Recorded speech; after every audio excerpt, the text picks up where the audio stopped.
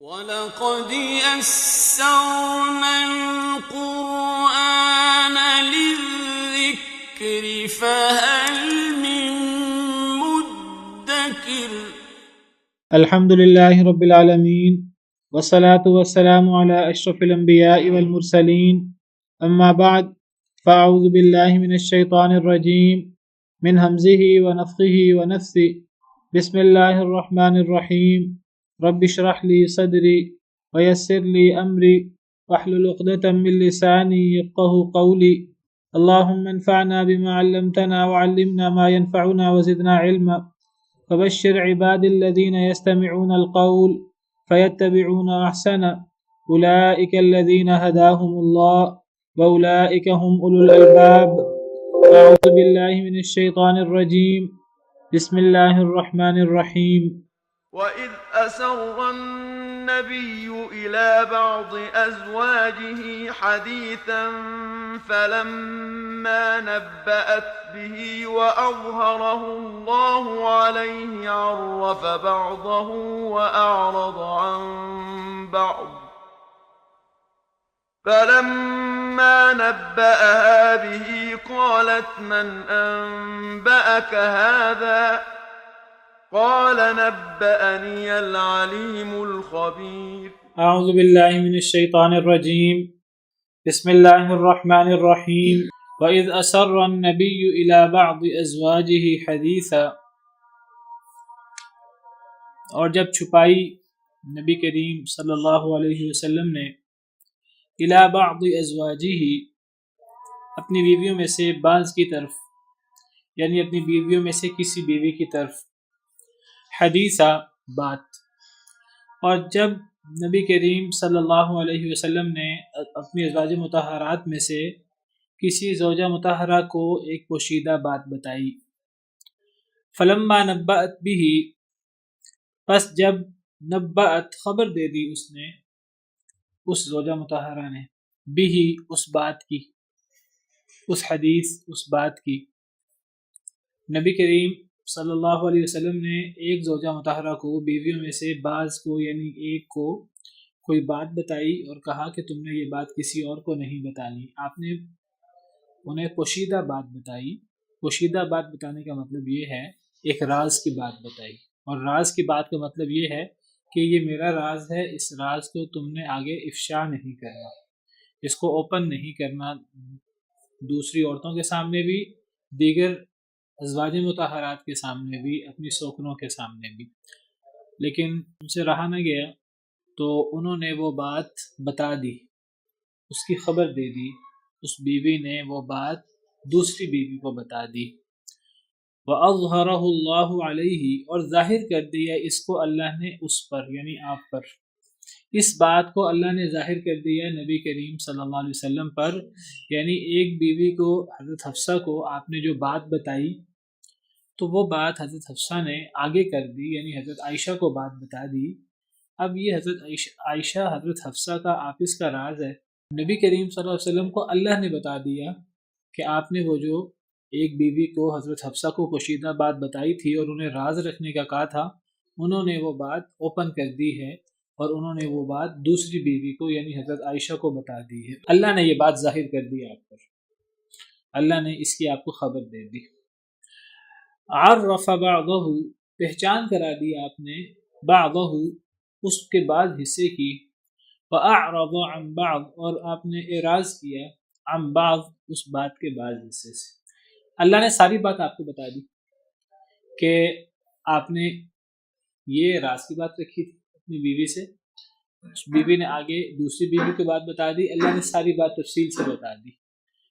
اب جب آپ کو اللہ کی طرف سے وحی کے ذریعے پتہ لگا اس بات کا کہ جو میرا راز تھا حضرت حفصہ کے ساتھ، وہ راز اوپن ہو گیا ہے، اگرچہ سب بیویوں کے سامنے یا دیگر عورتوں کے سامنے نہیں آیا، لیکن دوسری بیوی کے سامنے آ گیا ہے، حالانکہ آپ نے ہدایت کی تھی کہ یہ پوشیدہ بات ہے، تو پھر آپ ناراض ہوئے حضرت حفصہ سے، لیکن اللہ نے تو آپ کو ساری بات بتا دی تفصیل سے، وحی کے ذریعے۔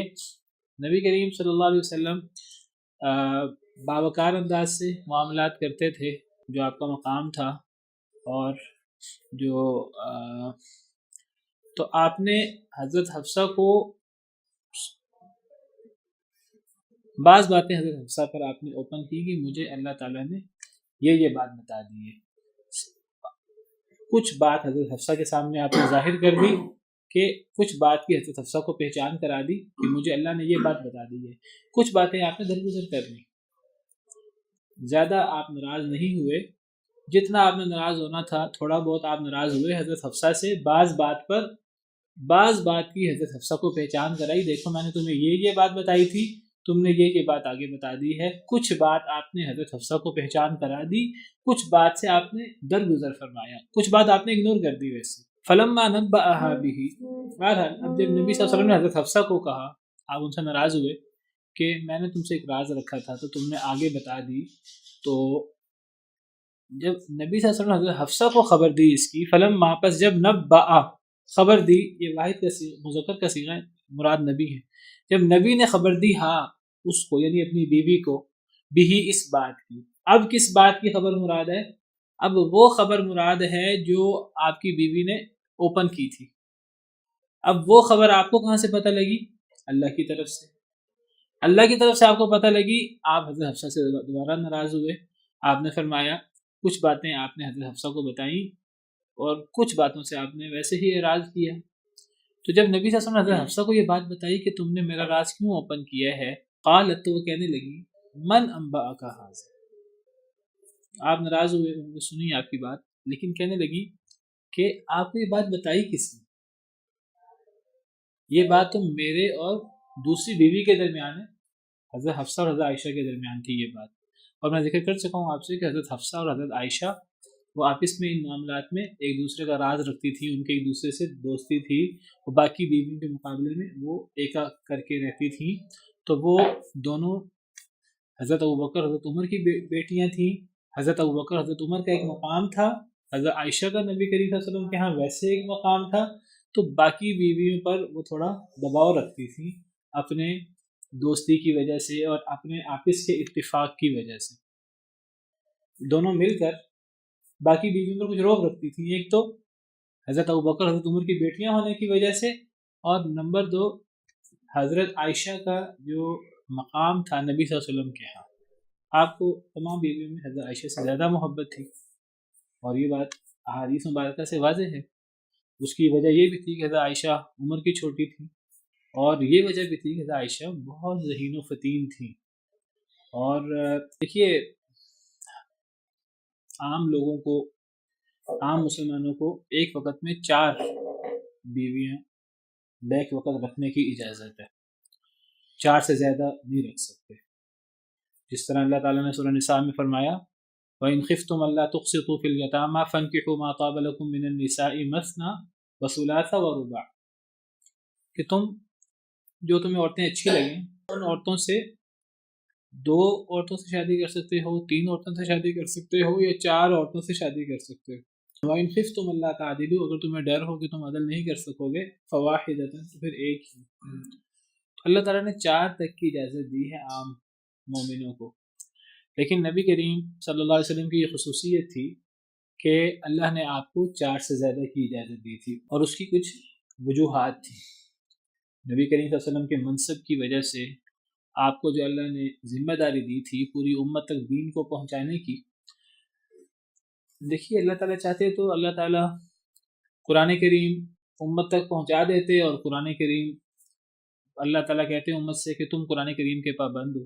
اللہ نے صرف ایک پیغام نہیں پہنچایا نبی کریم صلی اللہ علیہ وسلم کے ذریعے، بلکہ اللہ تعالیٰ نے نبی کریم صلی اللہ علیہ وسلم کی ذمہ داری یہ رکھی تھی کہ آپ نے صرف یہ پیغام میری طرف سے آپ تک پہنچے، جبریل کے واسطے سے، جیسے بھی آپ نے صرف یہ آگے پہنچا نہیں دینا، بلکہ آپ نے اس کو اپنی امت کے سامنے پورا واضح فرمانا. عملاً آپ نے اس پہ امت کو عمل کر کے دکھانا. اگر صرف پہنچانا ہوتا تو وہ جبریل کے ذریعے کسی اور ذریعے سے اللہ تعالیٰ کوئی ایسا کام بھی کر سکتے تھے کہ اللہ تعالیٰ کسی غار کے اندر کتاب اتار دیتے اور اللہ تعالیٰ کسی کے دل میں بات ڈال دیتے کہ فلاں غار کے اندر کتاب پڑی ہے، جاؤ وہاں لے آؤ اور اس پر عمل کر لو. اس طرح نہیں کیا گیا، بلکہ کتاب اتاری گئی نبی کریم صلی اللہ علیہ وسلم پر، اور نبی کریم صلی اللہ علیہ وسلم کو یہ کتاب آپ کو سکھائی گئی اور آپ کو اس کتاب کا معلم بنایا گیا۔ تو نبی کریم صلی اللہ علیہ وسلم کی بنیادی ذمہ داریوں میں سے یہ ذمہ داری تھی کہ آپ امت کے سامنے اس کتاب کی تلاوت کریں اور امت کو اس کتاب کی تعلیم دیں۔ لقد من اللہ علی المؤمنین اذ بعث فیہم رسولا من انفسہم یتلو علیہم آیاتہ ویزکیہم ویعلمہم الکتاب والحکمہ۔ یہی حضرت ابراہیم کی بھی دعا تھی کہ اے اللہ تعالیٰ ان میں ایک ایسا نبی بھیج جو ان پر آپ کی آیتوں کی تلاوت کرے، ان کا تزکیہ کرے اور انہیں کتاب اور حکمت کی تعلیم دے۔ تو یہ نبی کریم صلی اللہ علیہ وسلم کی ذمہ داری تھی۔ آپ اپنی امت کو جو ہے وہ باقاعدہ تعلیم دیتے تھے قرآن کریم کی، اور آپ امت کو باقاعدہ جو ہے وہ قرآن سکھاتے تھے۔ امید لمبی ہو گئی اور میں جو بات اصل کرنا چاہ رہا تھا بات ذہن سے نکل گئی۔ بہرحال حضرت حفصہ نے آپ سے پوچھا کہ آپ کو اس بات کی کس نے خبر دی؟ تو آپ نے فرمایا نبأنی العلیم الخبیر، مجھے خبر دی بہت جاننے والے نے، بہت خبردار نے، یعنی اللہ تعالیٰ نے مجھے اس بات کی خبر دی ہے۔ تو یہ یعنی اس آیت کریمہ کا مفہوم جو ہے وہ یہ ہوا کہ نبی کریم صلی اللہ علیہ وسلم نے جو پوشیدہ بات کی اپنی بیوی سے، اس بیوی سے مراد حضرت حفصہ ہیں، حضرت حفصہ نے وہ بات حضرت عائشہ کو آگے بتا دی۔ تو اللہ نے نبی صلی اللہ علیہ وسلم کو بتا دیا کہ آپ کا جو راز ہے وہ آپ کی بیوی نے آگے بتا دیا ہے دوسری بیوی کو۔ تو آپ نے جو اللہ نے آپ کو بتایا، آپ نے حضرت حفصہ کو بتایا کہ میں نے تم سے راز رکھا تھا، تم نے آگے بتا دیا ہے۔ بعض باتیں آپ نے حضرت حفصہ کو بتائیں، بعض باتیں آپ نے حضرت حفصہ کو نہیں بتائیں، بعض باتیں آپ نے چھوڑ دیں۔ جب آپ نے حضرت حفصہ کو یہ بات بتائی، حضرت حفصہ آپ سے کہنے لگی کہ آپ کو اس بات کی کس نے خبر دی، کیونکہ یہ بات تو میرے اور عائشہ کے درمیان تھی، اور حضرت حفصہ اور حضرت عائشہ میں سے آپ کو یہ بات کوئی بھی نہیں بتا سکتا تھا۔ حضرت حفصہ اس لیے نہیں بتا سکتی کہ حضرت حفصہ سے تو غلطی ہوئی کہ انہوں نے بات آگے بتا دی۔ اب جس سے غلطی ہو وہ تو نبی صلی اللہ علیہ وسلم کو بتا کر ناراض نہیں کرے گی کہ آپ نے مجھے ہی کہا تھا نہیں بتانی، ان سے نکل گئی۔ اب وہ تو نبی صلی اللہ علیہ وسلم کو بتا نہیں سکتی تھی۔ حضرت عائشہ بھی نہیں نبی صلی اللہ علیہ وسلم کو بتا سکتی تھی۔ کیوں؟ حضرت عائشہ اس لیے نہیں بتا سکتی تھی کہ حضرت عائشہ حضرت حفصہ کے ساتھ شریک تھی ان معاملات میں، خاص طور پر یہ جو راز کی بات تھی، وہ راز کی بات بھی میں پچھلے لیکچرز میں بتا چکا ہوں، وہ یا تو شہد کو جو آپ نے حرام کیا تھا وہ راز کی بات تھی، یا وہ جو آپ نے حضرت ماریہ قبطیہ کو اپنے اوپر حرام کیا تھا وہ راز کی بات تھی۔ اب یہ جو شہد کے حرام ہونے کا واقعہ ہے، اس جو نبی صلی اللہ علیہ وسلم نے حرام کیا شہد کو، اس کی وجہ حضرت عائشہ اور حضرت حفصہ کی ایک تدبیر بنی۔ تو یہ دونوں جو ہیں انہوں نے ایک تدبیر کی۔ اب وہ دونوں شریک تھیں ایک تدبیر میں، اور ایک ایسی تدبیر کہ وہ نبی صلی اللہ علیہ وسلم کے سامنے حضرت زینب کے گھر جو آپ زیادہ بیٹھ کر شہد پیتے تھے، وہ چاہتی تھیں کہ آپ وہاں زیادہ نہ بیٹھیں، آپ وہ کم بیٹھیں۔ انہوں نے شہد کے بارے میں کہا کہ اس میں تو مغافیر کی بو آ رہی ہے۔ نبی صلی اللہ علیہ وسلم نے فرمایا میں آئندہ یہ شہد پیوں گا ہی نہیں، گویا کہ آپ اب حضرت زینب کے گھر زیادہ بیٹھیں گے نہیں۔ اب تدبیر دونوں کی تھی، اب دونوں جب ایک واقعے میں شریک تھیں، اگر یہ بات کھلتی تو دونوں معتوب ہوتی۔ تو نہ حضرت عائشہ آپ کو بتا سکتی تھی یہ بات، حضرت عائشہ حضرت حفصہ کا آپس میں ایکا تھا، جو حضرت حفصہ نے حضرت عائشہ کو یہ بات بتائی، نہ حضرت عائشہ آپ کو بتا سکتی تھی، نہ حضرت حفصہ آپ کو بتا سکتی تھی، دونوں کا معاملہ کھلنا تھا۔ تو تیسرے کو انہوں نے بات بتائی نہیں، کسی تیسرے کو۔ اب حضرت حفصہ کو حیرانگی ہوئی کہ آپ کو پتہ کیسے لگا۔ حضرت حفصہ نے آپ سے پوچھا کہ آپ کو یہ بات کس نے بتائی؟ تو نبی صلی اللہ علیہ وسلم نے بتایا کہ مجھے یہ بات علیم و خبیر نے بتائی ہے، اللہ رب العالمین نے مجھے یہ بات بتائی ہے۔ یہ جو نبی صلی اللہ علیہ وسلم فرما رہے ہیں کہ مجھے یہ بات اللہ تعالیٰ نے بتائی، یہ تو آپ خبر دے رہے ہیں حضرت حفصہ کو۔ وہ جو اللہ تعالیٰ نے آپ کو بات بتائی تھی وہ بات کہاں ہے؟ یہ تو اللہ نے آپ کو بات بتا دی، آپ نے حضرت حفصہ سے باز پرس کر لی، کچھ باز پرس کر لی، کچھ باتیں آپ نے اگنور کر دیں۔ حضرت حفصہ نے پوچھا آپ کو کس نے بتایا تھا؟ آپ نے فرمایا کہ مجھے اللہ نے بتایا۔ آپ کو کس نے بتایا؟ آپ نے فرمایا مجھے اللہ نے بتایا ہے۔ تو وہ جو اللہ نے بتایا نبی صلی اللہ علیہ وسلم کو، وہ کہاں ہے؟ جی جی جی نہیں، وہ راز کی بات حضرت حفصہ اور نبی صلی اللہ علیہ وسلم کے درمیان تھی. نبی صلی اللہ علیہ وسلم کو بھی اس کا پتہ تھا راز کی بات کا، حضرت حفصہ کو بھی پتہ تھا. آپ نے حضرت حفصہ سے کہا تم نے کسی اور کی بات بتانی نہیں، حضرت حفصہ نے آگے حضرت عائشہ کو بتا دی. آپ کو اس کا پتہ لگ گیا. آپ کو کیسے پتہ لگا؟ اللہ سبحانہ و تعالیٰ کے بتانے سے. جب اللہ نے آپ کو بتا دیا، آپ حضرت حفصہ سے ناراض ہوئے، تم نے راز کیوں اوپن کیا؟ حضرت حفصہ نے آپ سے پوچھا، انہوں نے آپ کی ناراضگی صحیح پوچھا، آپ کو پتہ کیسے لگا؟ آپ نے فرمایا مجھے اللہ نے بتایا ہے. یہاں یہ جو آیت نمبر 3 جو ہم پڑھ رہے ہیں سورہ تحریم کی، یہاں تو اللہ تعالیٰ اس سارے واقعے کی ہمیں خبر دے رہے ہیں، لیکن یہ جو اللہ نے بات بتائی تھی نبی کریم صلی اللہ علیہ وسلم کو، وہ بات اس کا ذکر کہیں ہے؟ یہاں ذکر نہیں ہے. اس کا ذکر نہ یہاں ان آیات میں ہے، نہ ان کا ذکر پورے قرآن کریم میں کہیں اور بھی نہیں ہے. اس سے ایک بہت بڑی بات ثابت ہوتی ہے. اس سے یہ بات ثابت ہوتی ہے کہ نبی کریم صلی اللہ علیہ وسلم سے اللہ کا رابطہ صرف قرآن کے ذریعے نہیں ہوتا تھا، صرف نبی کریم صلی اللہ علیہ وسلم پر قرآن کی وحی نہیں ہوتی تھی. دیکھیں، جو وحی قرآن کی ہوتی تھی، نبی کریم صلی اللہ علیہ وسلم اسے امت کے سامنے بیان کر دیتے تھے اور اس کو لکھ دیا جاتا تھا. تو وہ جو بات اللہ نے آپ کو بتائی، یہاں اس کی خبر ہے پرانی بات کی. وہ بات جو اللہ نے آپ کو بتائی، اس بات کا ذکر قرآن میں نہیں ہے، صرف اشارہ ہے اس کی طرف کہ یہ واقعہ ہوا تھا. اب کچھ گھنٹے پہلے ہوا ہو یا کچھ دن پہلے ہوا ہو، اللہ نے کچھ گھنٹے کے بعد یہ آیتیں اتار دیں، یا کچھ دن کے بعد یہ آیتیں اتار دیں. وہ جو اللہ نے کچھ گھنٹے پہلے یا کچھ دن پہلے آپ کو بتایا کہ حضرت حفصہ نے یہ بات حضرت عائشہ کو بتا دی ہے، یہ بات قرآن کریم میں کہیں بھی موجود نہیں ہے. اس سے بہت بڑا اصول ثابت ہوا، بہت بڑا اصول.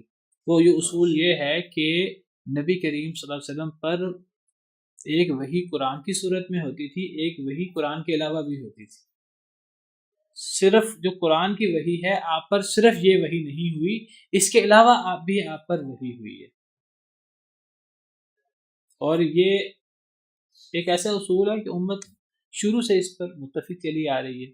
صحابہ کرام کو بھی اس بات کا پتہ تھا، تابعین کو بھی، تبع تابعین کو بھی، شروع سے تمام ائمہ، تمام مسلمان اس کے قائل چلے آ رہے ہیں. آج ایک گروہ کھڑا ہوا ہے اور وہ کہتا ہے کہ نبی کریم صلی اللہ علیہ وسلم پر اگر کوئی وحی اتری ہے تو قرآن کی وحی اتری ہے، قرآن کے علاوہ کوئی وحی نہیں ہے.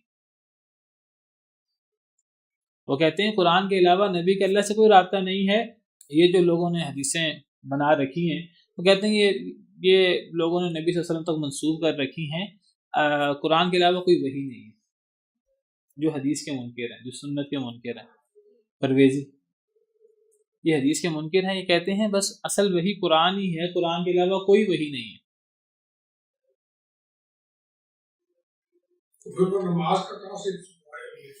بہت بڑا سوال پیدا ہوتا ہے. وہ کہتے ہیں کہ جی نبی صلی اللہ علیہ وسلم نے خود ہی سمجھ لیا تھا قرآن سے، تو آپ نے اپنے اجتہاد سے امت کو بتا دیا، یہ اللہ کی طرف سے آپ پر وحی نہیں تھی. کچھ لوگ تو جو ہے نا وہ ویسے ہی منکر ہیں سنت کے، وہ کہتے ہیں اس کی کوئی حیثیت ہی نہیں ہے، جیسے پرویز وغیرہ ہیں.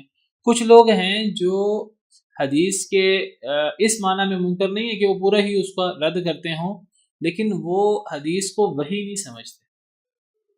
وہ کہتے ہیں کہ حدیث نبی کریم صلی اللہ علیہ وسلم کا اجتہاد ہے، نبی کی بات ہے، نبی کی بات کی اہمیت ہے کیونکہ آپ اللہ کے نبی تھے، لیکن وہ یہ نہیں مانتے، وہ اس معنی میں اس کو اہمیت دیتے ہیں کہ وہ نبی کی بات ہے، لیکن وہ یہ نہیں کہتے کہ یہ نبی نے جو حدیث والی بات ہے، سنت والی بات، حدیث والی بات، یہ نبی نے اللہ کی وحی کے بعد ہمیں بتائی ہے. وہ کہتے ہیں نبی صلی اللہ علیہ وسلم کو یہ اجتہاد تھا، آپ قرآن پڑھتے تھے، آپ کا قرآن اترتا تھا، قرآن سے جو آپ عام امتیوں کے بنسبت زیادہ ذہین تھے، آپ کو اللہ نے زیادہ سمجھ بوجھ دے رکھی تھی، آپ نے جو سمجھ بوجھ کے ذریعے سمجھا قرآن کو، آپ نے آگے امت کو بتا دیا، وہ آپ کا اجتہاد ہے. یہ غامدی حضرات وغیرہ، غامدی حضرات جو ہیں یہ حدیث کو اللہ کی وحی نہیں مانتے، اسی لیے وہ کہتے ہیں کہ حدیث سے نہ کسی عقیدے میں کوئی اضافہ ہو سکتا ہے، نہ کوئی عمل میں اضافہ ہو سکتا ہے. باقاعدہ غامدی صاحب نے اپنی کتابوں میں کئی جگہ لکھا ہے، میزان ان کی کتاب ہے، اس میں انہوں نے حدیث کی جہاں بحث کی ہے وہاں بڑی انہوں نے صراحت سے لکھا ہے کہ حدیث سے عقیدہ اور عمل میں کوئی اضافہ نہیں ہوتا، نہ کسی عقیدے میں کوئی اضافہ ہوتا ہے نہ کوئی عمل میں اضافہ ہوتا ہے۔ وہ کہتے ہیں عقیدہ اور عمل جو مسلمانوں کے لیے ضروری ہوگا، ایک چیز کو عقیدہ بنانا، ایک چیز پر عمل کرنا، وہ قرآن کی وحی کے ذریعے ضروری ہوگا، وہ حدیث کے ذریعے ضروری نہیں ہوتا۔ وہ کہتے ہیں کہ اگر کوئی وحی ہے تو قرآن ہی ہے، حالانکہ اگر ہم قرآن کریم کا مطالعہ کریں تو قرآن کریم ہمیں اللہ کی اطاعت کا بھی حکم دیتا ہے اور نبی کی اطاعت کا بھی حکم دیتا ہے۔ اطیعوا اللہ و اطیعوا الرسول، اللہ کی اطاعت کرو اور رسول کی اطاعت کرو۔ اور قرآن کریم، میں اطاعت کے حوالے سے بات کر چکا ہوں لمبی پچھلے لیکچر میں۔ قرآن کریم ہمیں یہ کہتا ہے کہ جو تم رسول کی اطاعت کرتے ہو وہ در حقیقت رسول کی اپنی اطاعت نہیں ہے، وہ در حقیقت اللہ کے حکم سے رسول کی اطاعت ہے۔ وہ جو رسول کی اطاعت ہے وہ بھی اس لیے ہے کہ وہ اللہ نے رسول پر وحی کی ہے، وہ اصل میں اللہ کی اطاعت ہی ہے۔ من یطیع الرسول فقد اطاع اللہ، جو رسول کی اطاعت کرتا ہے وہ در حقیقت اللہ کی اطاعت کرتا ہے، وہ اللہ کی اطاعت ہے، اللہ کی بات مانتا ہے، وہ نبی کی ذاتی بات ہوتی نہیں ہے۔ اور قرآن کہتا ہے وما ينطق عن الهوى ان هو الا وحی یوحى، آپ اپنی خواہش سے نہیں بولتے، آپ جو بھی آپ زبان سے نکالتے ہیں زبان اقدس سے، یعنی جو بھی دین کی بات آپ کرتے ہیں وحی کی بات، میں وضاحت کر چکا ہوں کہ وہ باتیں جو نبی کریم صلی اللہ علیہ وسلم اپنی بیویوں سے 5 دفعہ کرتے، کھانا دے دو، کوئی کسی سے کوئی چیز مانگتے بطور بشر، دنیاوی امور سے متعلقہ چیزیں، یہ چیزیں وحی نہیں ہوتی تھی۔ وہ چیزیں آپ وحی ہوتی تھی جو بات آپ بطور دین فرماتے تھے، چاہے آپ امت کے سامنے یہ فرماتے کہ یہ اللہ نے مجھ پر قرآن اتارا ہے اور قرآن میں اللہ کا یہ حکم ہے، آپ وہ حکم امت کو پڑھ کے سناتے، وہ بھی دین ہوتا تھا، یا وہ آپ یہ نہ فرماتے کہ یہ قرآن ہے، آپ قرآن کے علاوہ کوئی دین کی بات بتاتے امت کو، قرآن کے علاوہ وہ دین کی بات بھی وہ وحی ہوتی تھی۔ اسی کو اللہ تعالیٰ نے فرمایا اطیعوا اللہ و اطیعوا الرسول، اللہ کی اطاعت کرو اور رسول کی اطاعت کرو۔ اللہ کی اطاعت سے کیا مراد ہے؟ اللہ کی اطاعت سے کیا مراد ہوئی؟ اللہ کی اطاعت سے مراد قرآن کریم ہوا، اور رسول کی اطاعت سے مراد ہوئی حدیث۔ آپ غور کریں کہ وہ جو اللہ کی اطاعت ہے وہ بھی رسول کے واسطے سے آئی ہے، لیکن اس میں رسول امت کو بتا دیتے تھے کہ یہ اللہ نے مجھ پر قرآن نازل کی ہے، یہاں آپ صراحت کر دیتے تھے امت کے سامنے۔ لیکن وہ جو جس کو اطیعوا الرسول کہا گیا، وہاں آپ امت کو یہ نہیں کہتے تھے کہ یہ مجھ پر قرآن نازل ہوا ہے۔ آپ نے کئی واقعات پڑھے ہوں گے احادیث مبارکہ میں کہ فلاں مسئلہ پیش آیا، میں اکثر قرآن کریم کی آیات کی تشریح میں بعض احادیث پیش کرتا ہوں، اس میں قرآن کریم کی ان آیات کی وضاحت ہوتی ہے کہ فلاں مسئلہ درپیش ہوا تو اللہ تعالیٰ نے قرآن کی یہ آیت اتار دی۔ وہ صحابہ کرام کو کیسے پتہ لگتا ہے؟ صحابہ کرام بیان کرتے ہیں وہ نبی صلی اللہ علیہ وسلم انہیں بتاتے تھے، صحابہ کرام نبی صلی اللہ علیہ وسلم کے سامنے مسئلہ لاتے، آپ انہیں کہ آپ بعض دفعہ انتظار کرتے، آپ پر وحی کی کیفیت نازل ہوتی، آپ فرماتے کہ مجھ پر یہ قرآن کی آیت نازل ہوئی ہے۔ اب جو آپ لوگوں کو قرآن کی آیت سناتے وہ کیا تھا؟ وہ تھا اطیعوا اللہ، وہ اطیعوا اللہ کا مسئلہ تھا۔ اور جو بات آپ امت کو بتاتے اور اس میں یہ نہ فرماتے کہ یہ اللہ نے مجھ پر قرآن کی صورت میں اتارا ہے، یہ آپ صراحت نہ فرماتے تو وہ بھی وحی ہوتی تھی۔ اگر وہ دین کی بات ہوتی تھی وہ بھی وحی ہوتی ہے۔ مطلب وما ينطق عن الهوى ان هو الا وحی یوحى، آپ خواہش سے نہیں بولتے دین کی بات۔ آپ جب بھی کوئی دین کی بات کرتے ہیں، چاہے آپ خوشی میں ہوں چاہے آپ غمی میں ہوں، بہت اہم معاملے میں بڑے اہمیت سے بات کر رہے ہوں یا آپ بائی دا وے بات کر رہے ہوں، جب بھی بات آپ دین کی کریں گے وہ وحی ہوگی اللہ کی طرف سے۔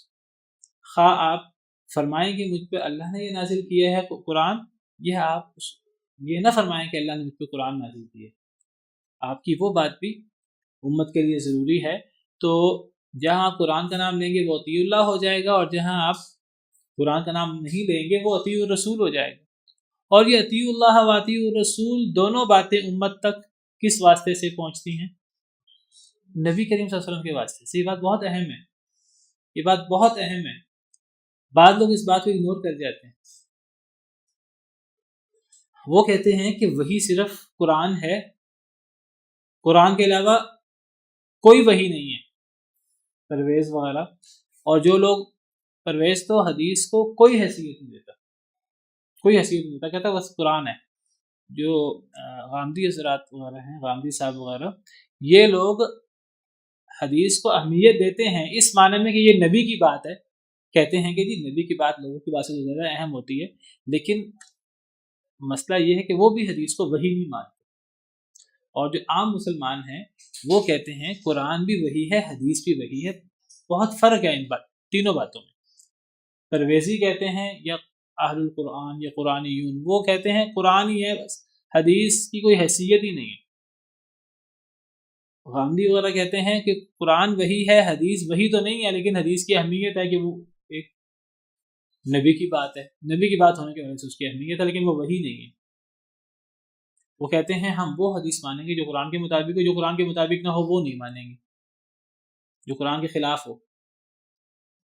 اور تیسرا گروہ جو جمہور امت ہے وہ کہتے ہیں قرآن بھی وہی ہے، حدیث بھی وہی ہے، اور وہ کہتے ہیں جی قرآن اور حدیث ٹکرا ہی نہیں سکتے آپس میں. یہ ممکن نہیں ہے کہ صحیح حدیث قرآن سے ٹکرا جائے، کیونکہ ان کے نزدیک صحیح حدیث وہ بھی اللہ کی طرف سے ہوتی ہے. جس طرح قرآن کی دو آیتیں آپس میں نہیں ٹکرا سکتی، اسی طرح قرآن کریم سے صحیح حدیث ٹکرا ہی نہیں سکتی. غامدی حضرات یہ بات نہیں کہتے. غامدی حضرات کہتے ہیں، غامدی صاحب اور ان کے جو فالوورز ہیں وہ یہ بات کہتے ہیں کہ جو حدیث قرآن کے مطابق ہوگی مان لیں گے، جو حدیث قرآن کے خلاف ہوگی وہ ہم چھوڑ دیں گے، چاہے بخاری مسلم کی کیوں نہ ہو. بخاری مسلم کی نہیں، وہ معیاری ترین حدیث کیوں نہ ہو. بہت ساری حدیثوں کو رد کرتے ہیں. رجم کے حدیثوں کو رد کر دیتے ہیں، کہتے ہیں قرآن میں رجم کا ذکر نہیں ہے. اب رجم کا ذکر تو صحیح بخاری میں بھی ہے، صحیح مسلم میں بھی ہے.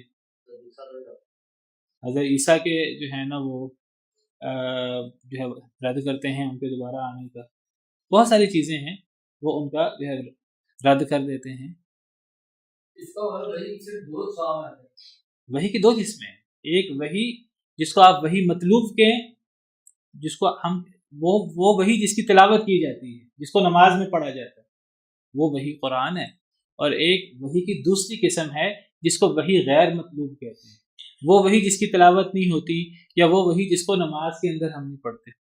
یا بعض علماء نے اس کی دو قسم بیان کی ہیں. ایک کو کہتے ہیں وحی جلی، ایک کو کہتے ہیں وحی خفی. وحی جلی قرآن ہے اور وحی خفی حدیث ہے. تو وحی کی دو قسمیں ہیں، یہ دونوں وحی ہیں. یہ سمجھنا کہ وحی صرف قرآن ہے اور حدیث وحی نہیں ہے، یہ بہت بڑا مغالطہ ہے، بہت بڑا مغالطہ. اور اتنا بڑا مغالطہ ہے کہ یہ کفر اسلام کا مسئلہ بن جاتا ہے. دیکھیے اللہ اور اللہ کے رسول کی بات میں فرق نہیں ہو سکتا ماننے کے اعتبار سے. کوئی بندہ یہ نہیں کہہ سکتا نبی سے کہ آپ نے جو مجھے فلاں بات فرمائی ہے وہ قرآن سے فرمائی ہے. اور کبھی آپ کو مثال نہیں ملے گی صحابہ کرام سے، کبھی کسی صحابی نے آپ کے سامنے یہ کہا ہو کہ یہ جو آپ نے مجھے حکم دیا ہے یہ قرآن سے دیا ہے، یہ مجھے قرآن سنا رہے ہیں کہ قرآن کے علاوہ کوئی چیز سنا رہے ہیں. یہ مل جاتا صحابہ کرام سے. وہ آپ سے یہ پوچھیں کہ آپ اللہ کی بات بتا رہے ہیں کہ اپنی ذاتی رائے بتا رہے ہیں، جیسے حضرت بریرہ کا واقعہ میں نے بیان کیا تھا، صحیح بخاری کے اندر ہے. اسی طرح حضرت عیسیٰ قیامت کے قریب حضرت عیسیٰ آئیں گے، صحیح بخاری صحیح مسلم میں ہے. غامدی صاحب نہیں مانتے، انکار کرتے ہیں اس کا، کہتے ہیں قرآن میں اس کا ذکر نہیں ہے، حالانکہ اس کا ویسے ذکر قرآن میں بھی ہے. اشارت دجال کی حدیثیں نہیں مانتے.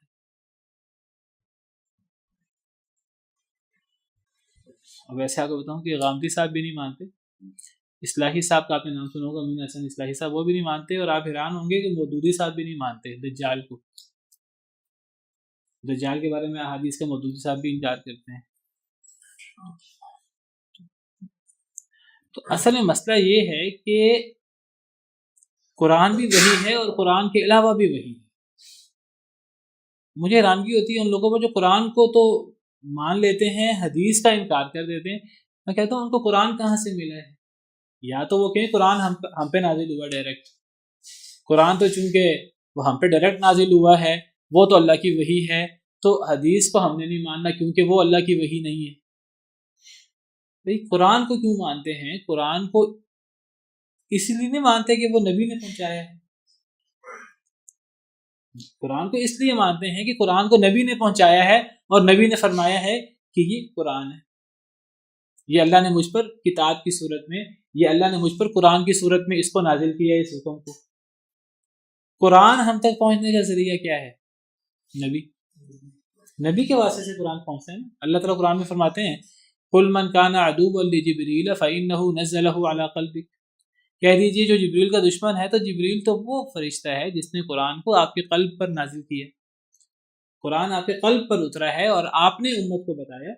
آپ غار حرا میں تھے، آپ پر فرشتہ آیا، سورہ علق کی آیتیں اتری، نبی صلی اللہ علیہ وسلم نے امت کو بتایا کہ مجھ پر یہ سورہ علق کی آیتیں اتری ہیں. امت کو کس نے بتایا؟ امت کو ڈائریکٹ تو نہیں پتہ لگا، نبی کے واسطے سے پتہ لگا نا. تو جب نبی فرماتے ہیں مجھ پر یہ قرآن اترا ہے اور امت تک پہنچا دیتے ہیں تو اس کو تو ہم مان لیتے ہیں کہ نبی نے فرمایا ہے اور وہ اس کی خبر ہمیں صحابہ دیتے ہیں. اور جب ہمیں نبی کہیں کہ یہ مجھ پر وحی اتری ہے اور یہ قرآن نہیں ہے، یہ مجھ پر وحی اتری ہے، اللہ کا اس پہ اترا ہے، یہ وحی ہے، اور آپ جب امت سے کہتے ہیں اسے مانو، ہم آگے سے کہتے ہیں کہ نہیں ہم یہ نہیں مانیں گے، یہ تو قرآن نہیں ہے، ہم تو صرف قرآن کو مانیں گے. تو مجھے بتائیے کہ یہ ہم نے فرق کیوں کر دیا کہ ہم نبی جس کو قرآن کہیں گے وہ مانیں گے، جس کو نبی قرآن نہ کہیں وہ ہم نہیں مانیں گے. نبی نے تو نہیں فرمایا کہ جو میں تمہیں قرآن کی صورت میں دوں وہ لے لو، جو میں تمہیں قرآن کی صورت میں نہ دوں تم اس کو چھوڑ دو. نہ قرآن میں یہ بات موجود ہے، نہ کسی حدیث میں یہ بات موجود ہے. یہ تو لوگوں نے اپنی طرف سے بنا لی ہے. بلکہ نبی صلی اللہ علیہ وسلم نے قیامت کی نشانیوں میں سے ایک نشانی بیان فرمائی ہے کہ ایک وقت آئے گا کہ ایک شخص اپنے تخت پر بیٹھا ہوگا اکڑ کر، پیٹ بھرا ہوگا، اس کا مال و دولت اس کا خوب ہوگا، اس کا پیٹ بھرا ہوگا، اور وہ بھرا پیٹ والا اپنے تخت پر بیٹھا ہوگا اور وہ لوگوں سے کہہ رہا ہوگا کہ لوگوں جو کچھ قرآن میں ہے اس کو مان لو، جو کچھ حدیث میں ہے اس کو نہ مانو، جو قرآن حلال حرام بیان کرے اس کو مان لو، جو حدیث حلال حرام بیان کرے اس کو نہ ماننا. آپ نے یہ پیش گوئی فرمائی. آپ نے فرمایا قرب قیامت ایسے لوگ آئیں گے، اور آپ نے فرمایا کہ اے لوگوں جو میں نے حرام کیے ہیں وہ اس طرح کے جس طرح قرآن نے حرام کیے. پھر آپ نے مثالیں پیش کی اور آپ نے فرمایا لوگوں گدھا یہ میں نے حرام کیے، یہ قرآن میں نہیں ہے، تم گدھے کو حرام سمجھو. آپ مجھے بتائیے ہمارے مسئلہ گدھے کھانے کا دور میں تو خاص طور پر، تو یہ تو پھر مسئلہ ہی کوئی نہیں ہے. پھر قرآن میں تو کہیں بھی گدھے کو حرام نہیں کیا گیا. پورا قرآن پڑھ لیں سورہ ناس تک، کہیں گدھے کو حرام نہیں کیا گیا. گدھا تو حدیث کے روح سے حرام ہے. مچھلی قرآن میں حرام نہیں کی گئی، بلکہ قرآن کی روح سے مچھلی حرام ہوتی ہے کیونکہ مردار ہے. تو اس آیت کریمہ سے پتہ لگا کہ نبی کریم صلی اللہ علیہ وسلم کی اللہ سے آپ کا رابطہ تھا، آپ پر اللہ کی طرف سے وحی ہوتی تھی، اور وہ وحی قرآن کے علاوہ بھی ہوتی تھی. جو نبی صلی اللہ علیہ وسلم یہاں اللہ فرما رہے ہیں کہ بیوی نے پوچھا کہ آپ کو کس نے بتایا، تو نبی صلی اللہ علیہ وسلم فرمایا مجھے علیم و خبیر نے بتایا ہے. یہاں تو اس کی خبر دی جا رہی ہے، وہ جو اللہ نے بتایا تھا وہ الفاظ آپ کو قرآن میں کہیں نہیں ملیں گے، حالانکہ وہ اللہ نے آپ کو بتایا. تو قرآن کہتا ہے کہ نبی نے فرمایا مجھے اللہ نے بتایا ہے. وہ اللہ نے جو بتایا وہ کہاں ہے قرآن میں؟ اگر وہی صرف قرآن میں ہے، وہ قرآن میں کہاں ہے؟ وہ آپ کو پورا قرآن کریم کھول لیں، آپ کو کہیں نہیں ملے گا. تو پتہ لگا قرآن کے علاوہ بھی وہی ہے. وہ حدیث سے پتہ لگتا ہے، میں نے آپ کے سامنے بیان کیا، وہ یہی بات تھی کہ اللہ نے آپ کو بتا دیا کہ حضرت حفصہ نے یہ بات حضرت عائشہ کو بتا دی ہے، جس طرح احادیث سے پتہ لگتا ہے. تو نبی کریم صلی اللہ علیہ وسلم پر وہی جو اترتی تھی وہ ایک وہی قرآن کی صورت میں اترتی تھی، اور وہ وہی نبی صلی اللہ علیہ وسلم من وعن امت تک پہنچا دیتے تھے. اس میں آپ تبدیلی نہیں کر سکتے تھے، الفاظ کی تبدیلی بھی نہیں کر سکتے تھے. اور ایک وہی آپ پر حدیث کی صورت میں یا سنت کی صورت میں اترتی تھی، وہ آپ پر مفہوم اترتا تھا، آپ اس کو اپنی زبان سے اپنے الفاظ میں اس کو بیان کر دیتے امت کے سامنے. ضروری نہیں کہ وہ الفاظ بھی اللہ کے ہوں، وہاں روایت بالمعنی بھی جائز ہے. حدیث میں سنت میں ہوتی وہ بھی وہی تھی اللہ کی طرف سے، بس فرق ہے دونوں میں. علماء کرام نے اس کی وضاحت کی ہے. وہ فرق یہ ہے کہ قرآن کہ جو الفاظ جس طرح اترتے واو فا کا بھی آپ فرق نہیں کر سکتے تھے امت کے سامنے. آپ من وعن آگے پہنچا دیتے، جیسے کوئی ایلچی، کوئی سفیر جو ہے وہ ایک بادشاہ کا پیغام دوسرے بادشاہ کو سر بمہر پیغام پہنچا دے، اس کے اندر وہ کوئی اپنے الفاظ داخل نہ کرے، وہ کہ میرے ملک کے صدر نے، میرے ملک کے وزیر اعظم نے، ہمارے بادشاہ نے آپ کے لیے یہ پیغام بھیجا ہے، وہ ایک سر بمہر رسالہ خط وہ دے دے دوسرے بادشاہ کو۔ قرآن اس طرح ہے۔ اور وہی کی جو دوسری صورت ہے حدیث یا سنت، اس کی مثال ایسے ہے جیسے ایک سفیر جو ہے وہ اپنے صدر سے، اپنے وزیر اعظم سے پیغام لے کے جائے دوسرے ملک کے صدر اور وزیر اعظم کے لیے، اور وہ اپنے الفاظ میں پیغام سنا دے۔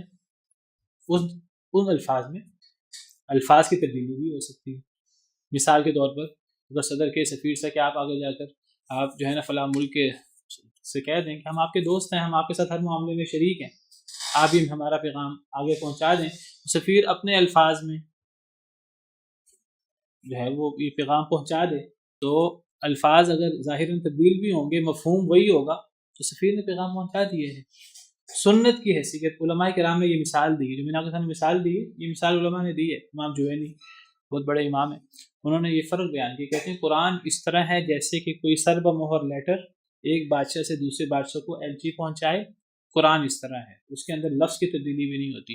اور حدیث یا سنت اس طرح ہے جیسے کوئی کسی کو پیغام دے اور وہ اپنے الفاظ میں مفہوم کسی کو کہے کہ یہ میرا پیغام پہنچا دو آگے، وہ پیغام اپنے الفاظ میں پہنچا دے۔ سنت کی حیثیت اس طرح دونوں وہی ہوتی ہیں۔ یہ مطلب ہے اطیعوا اللہ و اطیعوا الرسول کا، اور اس کو اللہ تعالیٰ دونوں اللہ کی طرف سے منزل ہیں۔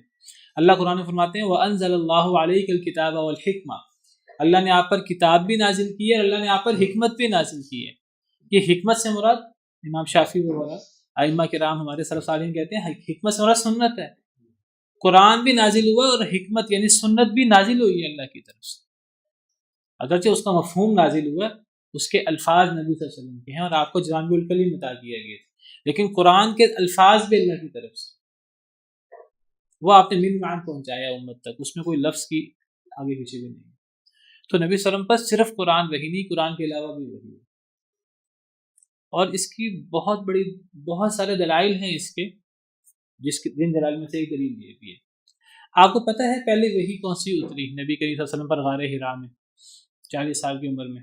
جی سورہ علق کی شروع کی 5 آیتیں، دوسری وحی سورہ مدثر، تیسری وحی سورہ مزمل، سورہ تبت یدا ابی لہب وتب، شروع میں آپ نے اپنے خاندان کو دعوت دی تو ابو لہب بدبخت لعنت اللہ علیہ وہ کہنے لگا کہ تبن لک یا محمد علی ھذا جماعتنا، نعوذ باللہ آپ تباہ ہو جائیں، کیا اس کام کے لیے ہمیں اکٹھا کیا تھا کہ جی ہم اپنے بتوں کو چھوڑ دیں اور ہم صرف اللہ وحدہ لا شریک کی عبادت کریں؟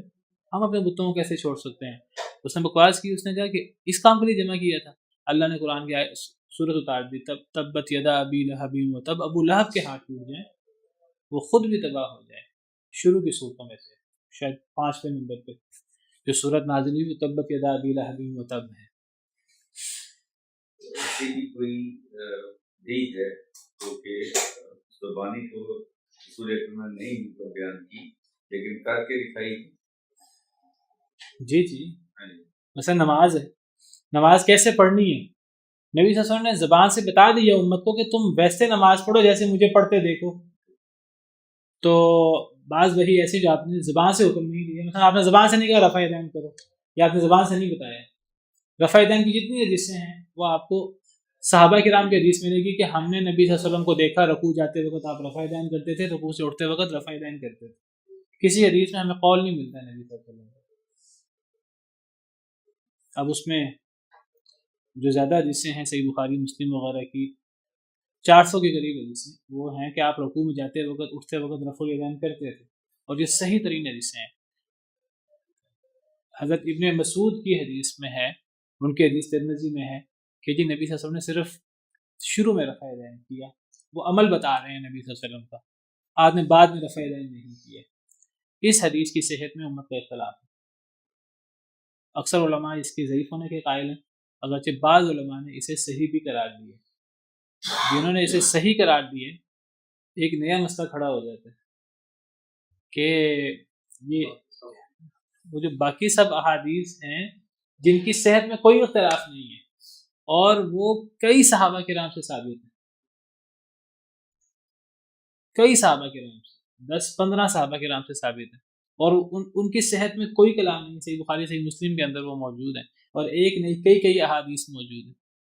تو یہ حدیث جس کو بعض علماء نے اکثر علماء نے ضعیف قرار دیے ہے، بعض نے صحیح قرار دیے ہے. اگر یہ صحیح ہو تو ٹکراؤ جو حدیثوں میں ہوگا، اس ٹکراؤ کو حل کیسے کریں گے؟ وہ اس کا حل بتاتے ہیں جو اس کو صحیح سمجھتے ہیں. وہ کہتے ہیں یہ جو ہے نا کہ آپ نے پہلی دفعہ کیا آئندہ نہیں کیا، یہ ناسخ ہے، اور وہ جو حضرت ابن عمر کی حدیثیں ہیں، دیگر صحابہ کرام کی حدیثیں ہیں، وہ منسوخ ہیں ساری کی ساری. یعنی آپ شروع میں کرتے تھے، بعد میں آپ نے چھوڑ دیے. لیکن ناسخ منسوخ ہونے کے لیے نا ایک بہت بڑا قاعدہ ہے کہ حدیثوں کی تاریخ کا پتہ ہونا ضروری ہے، کون سی حدیث پہلے کی ہے، کون سی حدیث بعد کی ہے. اور ویسے آپ کو بتاؤں کہ احادیث سے ثابت ہوتا ہے کہ نبی صلی اللہ علیہ وسلم نے جو کام آخری زندگی میں کیا وہ رفع الیدین کا تھا. اکثر علماء کے نزدیک تو وہ جو ابن مسعود کی حدیث ہے وہ ضعیف ہے، ضعیف اور صحیح کا تو مقابلہ ہی نہیں ہے. اگر صحیح بھی مان لیا جائے بالفرض تو جو نبی صلی اللہ علیہ وسلم سے جو صحابہ کرام آخری زندگی میں ملے، آخری 3 مہینے جو آپ کی زندگی مبارک تھے، جو صحابہ کرام اس زندگی میں ملے، انہوں نے نبی کریم صلی اللہ علیہ وسلم سے رفع الیدین کو ذکر کیا. یہ بہت بڑی دلیل ہے اس بات کی کہ آپ بعض احادیث میں تو یہاں تک ہے کہ نبی کریم صلی اللہ علیہ وسلم یہ کام کرتے رہے حتیٰ لقی اللہ، حتیٰ کہ آپ نے اللہ سے ملاقات کی، حتیٰ کہ آپ فوت ہو گئے. سنن بہقی وغیرہ میں یہاں تک صراحت موجود ہے، بعض احادیث میں وہ صحیح ہے. بہرحال یہ موضوع الگ ہے. مجھ سے سوال کیا تھا کہ جی کیا کوئی ایسی حدیث بھی ہے جو آپ نے کر کے دکھائی ہو، کوئی ایسا بھی چیز ہے؟ تو میں نے اس کی مثال دی تھی رفع الیدین. یہ آپ نے زبان سے اس کا حکم نہیں دیا، آپ نے کر کے دکھایا اپنی پوری زندگی. تو بہرحال میں آپ سے ذکر کر رہا تھا، میں نے آپ سے ذکر کیا سورہ علق شروع کی صورتوں میں سے ہے، سورہ مدثر، سورہ مزمل، سورہ لہب، سورہ بنی اسرائیل جو 15ویں پارے کی صورت ہے. اس شروع میں صورتیں نازل ہوئیں، یہ وہ صورتیں ہیں.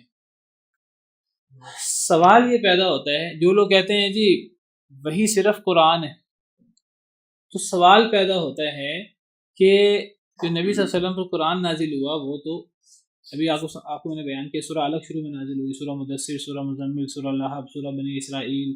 مکی صورتیں جو ہیں وہ آپ کو پتہ پہلے ہیں، مدنی صورتیں بعد میں ہیں. مدنی صورتیں مدینہ میں نازل ہوئی، آپ نے 13 سال مکہ میں گزارے ہیں، مدینہ منورہ میں آپ نے 10 سال گزارے ہیں. مدنی صورتوں میں سے سورہ بقرہ ہے، سورہ نساء ہے، سورہ آل عمران، سورہ نساء، سورہ مائدہ، سورہ انعام. سورہ مائدہ، سورہ انعام مکی صورت. سورہ بقرہ یہ پہلی سورہ فاتحہ میں سورہ بقرہ ہے، پہلے پارہ سورہ بقرہ، دوسرا پارہ سورہ بقرہ. سورہ آل عمران، سورہ نساء، سورہ مائدہ، یہ شروع کے 6 پارے یہ شروع میں کیوں کر دیے گئے؟ حالانکہ یہ مدینہ میں نازل ہوئے ہیں، یہ مدنی صورتیں ہیں. سب علماء کا اتفاق ہے کہ یہ مدنی صورتیں ہیں. سورہ علق کے بارے میں سب کا اتفاق ہے کہ وہ پہلی صورت ہے جو نازل ہوئی، وہ 30ویں پارے میں موجود ہے.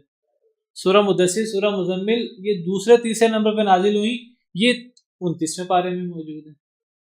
سورہ بنی اسرائیل، سورہ لہب یہ نازل ہوئی شروع کے دور میں جو آپ نے پہلی دعوت دی اپنے خاندان کو، اس موقع پر سورہ لہب نازل ہوئی جب ابو لہب نے یہ الفاظ کہے، وہ ہمیں 30ویں پارے میں ملتی ہے. یہ قرآن کی ترتیب کس نے چینج کر دی؟ یہ قرآن کی ترتیب کس نے چینج کی؟ قرآن نازل تو کسی اور طریقے سے ہوا جی. یہ نبی صلی اللہ علیہ وسلم نے چینج کیا اس کو کہ صحابہ کرام نے چینج کیا؟ یہ لوگوں نے کیا چینج، لوگوں نے یعنی صحابہ کرام نے کیا. اگر صحابہ کرام نے یہ کام کیا تو ہم بھی آج یہ کام کر سکتے ہیں کہ ہم جو ہے وہ سورہ علق کو پہلے پارے میں لکھ دیں. سورہ نہیں، وہ اگر صحابہ نے کیا ہے، صحابہ کا کام حجت دلیل تو نہیں ہے نا. دین کیا ہے؟ دین تو وہ جو نبی صلی اللہ علیہ وسلم نے کیا ہو، جو کام صحابہ نے کیا ہو. اگر وہ یہ کام کر سکتے تھے تو آج ہم بھی کر سکتے ہیں. اگر حضرت ابوبکر نے یہ کام کیا ہے، یا حضرت عمر نے، یا حضرت عثمان نے، تو آج ہم بھی سورہ علق کو پہلے بارے میں لکھ دیں تو زیادہ بہتر نہیں؟ کیونکہ پہلے نازل ہوئی تھی. سورہ لہب کو پہلے ہم لکھ دیں کیونکہ سورہ لہب پہلے نازل ہوئی تھی. ہو سکتا ہے کہ وہ سورہ اکرم نے ان کو تفصیل بتائی ہو. بس اصل بات یہ نبی صلی اللہ علیہ وسلم نے بتایا ہے، یہ نبی صلی اللہ علیہ وسلم کے بتانے سے ہوا، یہ صحابہ کرام کے کرنے سے نہیں ہوا. احادیث میں آتا ہے کہ نبی کریم صلی اللہ علیہ وسلم پر جب قرآن کی آیتیں اترتی، آپ کاتبین وحی تھے، آپ ان سے کہا کرتے کہ فلاں آیت کو فلاں صورت میں فلاں آیت کے بعد لکھ دو. یہ پوری ترتیب قرآن کریم کی نبی صلی اللہ علیہ وسلم نے لگوائی ہے. یہ کسی صحابی نے یہ کام نہیں کیا. اگر صحابی نے کیا وہ آج ہم بھی کر سکتے ہیں. آج مصحف کو شروع کر دیں سورہ الگ سے, اور سورہ مدثر سے, اور سورہ مزمل سے, اور سورہ لہب سے, اور مکی صورتیں ساری پہلے کر دیں, مدنی صورتیں ساری آخر میں کر دیں. سب سے آخر میں جو سورہ نازل ہوئی ہے وہ سورہ نصر ہے. اس سے پہلے سورہ برات ہے, سورہ توبہ. اس سے پہلے سورہ مائدہ ہے. سورہ مائدہ تھرڈ لاسٹ سورت ہے جو نازل ہوئی ہے, جس میں الیوم اکملت لکم دینکم آیت بھی موجود ہے. یہ آخر میں نازل ہوئی ہے سورہ مائدہ, لیکن وہ آج ہمیں 5ویں نمبر پہ, 5ویں نمبر پہ ملتی ہے. تو قرآن کی یہ ترتیب کس نے لگوائی ہے؟ نبی کریم صلی اللہ علیہ وسلم نے. یہ ترتیب آپ قرآن میں نہیں دکھا سکتے. اللہ نے قرآن میں نبی صلی اللہ علیہ وسلم کو حکم دیا ہو کہ قرآن کی ترتیب یہ کر دو, یہ قرآن میں آپ کو کہیں بھی نہیں ملے گی. اگر آپ حدیث کو ماننے سے انکار کرتے ہیں, اللہ کی وحی ہے حدیث, اگر آپ حدیث کو وحی ماننے سے انکار کریں, آپ کا قرآن سارا مشکوک ہو جاتا ہے. سارا قرآن آپ کا مشکوک ہے. میں آپ کو یہ کہہ رہا ہوں کہ جس نبی کی زبان سے ہمیں قرآن ملا ہے, اسی نبی کی زبان سے جو نبی فرماتے ہیں مجھ پر یہ بھی وحی ہوئی ہے, اور آپ نے اس کو قرآن قرار نہیں دیا, اس کو ہم کاٹا لگا رہے ہیں, اس کو ہم کراس کر رہے ہیں, اور ہم کہتے ہیں قرآن کو مانیں گے. وہ قرآن ہم تک کسی اور واسطے سے نہیں پہنچا, وہ بھی نبی کے واسطے سے پہنچا ہے. یا تو آپ کہیں نا قرآن نبی کے واسطے سے پہنچا ہے, حدیثیں ابو بکر اور عمر کے واسطے سے پہنچی ہیں, حدیثیں بھی نبی کے واسطے سے پہنچی ہیں. اب نبی کے واسطے سے دو چیزیں پہنچی ہیں, ایک چیز کو آپ کراس کر رہے ہیں, ایک چیز کو آپ گڈ لگا رہے ہیں, اور یہ بات آپ نبی سے ثابت نہیں کر سکتے. یہ سارا آپ کا اپنا جو ہے وہ ذہن ہے. کتنا بڑا جو ہے یہ مسئلہ ہے کہ جو لوگ جو ہیں وہ احادیث مبارکہ کا انکار کرتے ہیں, ان کو وحی نہیں مانتے. اللہ اور اللہ کے رسول کے حکم میں فرق کرنا یہ کفر ہے. اللہ اور اللہ کے رسول کے حکم میں فرق کرنا, جو نبی صلی اللہ علیہ وسلم پر صحیح سند سے جو چیز آپ پر اتری ہے اور صحیح سند سے ہم تک پہنچ جائے, اس کو ماننا ضروری ہے. اصل میں یہ ان کی چال ہے کہ پہلے حدیث سے انکار کر دیا جائے, پھر قرآن سے. بعد میں قرآن کو مشہور بنا دیا. جی یہ ترتیب ہوتی ہے, یہ حدیث اسی طرح ملتی ہے. جی جی, یعنی نبی صلی اللہ علیہ وسلم نے صحابہ کرام کو یہ ترتیب بتائی تھی, اور صحابہ کرام نے اس ترتیب کے مطابق قرآن کو لکھا ہے. نبی صلی اللہ علیہ وسلم خود قرآن کو نہیں لکھتے تھے, نبی صلی اللہ علیہ وسلم صحابہ کرام کو لکھواتے تھے اپنے سامنے. آپ کے کاتب تھے, تقریباً 40 سے اوپر آپ کے کاتب تھے آپ کی زندگی میں. وہ کاتب قرآن کریم لکھا کرتے تھے. تو آپ نے جو قرآن لکھوایا ان کو آپ نے ان سے اس ترتیب سے لکھوایا جو ترتیب آج ہمارے سامنے موجود ہے, جس کو آپ مصحف کی ترتیب کہتے ہیں. یہ نزول کی ترتیب یہ نہیں ہے. نزول کی ترتیب بالکل چینج ہے, جو مصحف کی ترتیب ہے بالکل چینج ہے. ہاں جی, پہلے مکی صورتیں ہوتی پھر مدنی صورتیں ہوتی. سیدھی سی بات ہے, پہلے مکہ مکرمہ میں آپ نے زندگی گزاری ہے. یہ نزول والی ترتیب نہیں ہے, یہ پوری ترتیب چینج ہے, اور پوری ترتیب نبی صلی اللہ علیہ وسلم کے حکم سے ہے. لیکن یہ پوری ترتیب آپ کو قرآن میں نہیں ملے گی. یہ ترتیب تو نبی صلی اللہ علیہ وسلم نے قرآن کے علاوہ آپ پر اللہ کی طرف سے, کیونکہ آپ قرآن میں اپنی مرضی سے تبدیلی نہیں کر سکتے تھے. قرآن میں ہے ما یکون لی ان ابدلہ من تلقاء نفسی, میرے لائق نہیں ہے میں قرآن میں اپنی طرف سے تبدیلی کر دوں. یہ قرآن کی آیت. آپ سے مشرکین مکہ نے کہا ہم یہ قرآن نہیں مان سکتے, ہمیں تبدیل شدہ قرآن دے دیں. تبدیل شدہ قرآن کون سا ہے؟ جس میں ہمارے بتوں کا رد نہ ہو, ہمیں وہ قرآن دے دیں. تو اللہ نے قرآن میں ایسے اتار دی کہ نبی آپ کہہ دیجیے میں اپنی مرضی سے قرآن میں تبدیلی نہیں کر سکتا. تو نبی صلی اللہ علیہ وسلم اپنی مرضی سے قرآن میں تبدیلی بھی نہیں کر سکتے. وہ جو آپ نے تبدیلی کی ہے ساری آیات کی ترتیب, صورتوں کی ترتیب جو آپ نے اللہ کے حکم سے لگوائی ہے, وہ بھی وحی تھی. اگر آپ انکار کر دیں قرآن کے علاوہ وحی کا, تو قرآن مشکوک ہو جاتا ہے. کسی کے لیے دیکھا جائے تو یہ ترتیب اللہ نے دی, وہ حدیث میں وہ وحی ہے, وہ قرآن میں وہ وحی نہیں. تو وحی قرآن میں بھی ہے, حدیث میں بھی ہے. یہ میں کہنا. سبحان ربک رب العزت عما یصفون وسلام علی المرسلین والحمد للہ رب العالمین.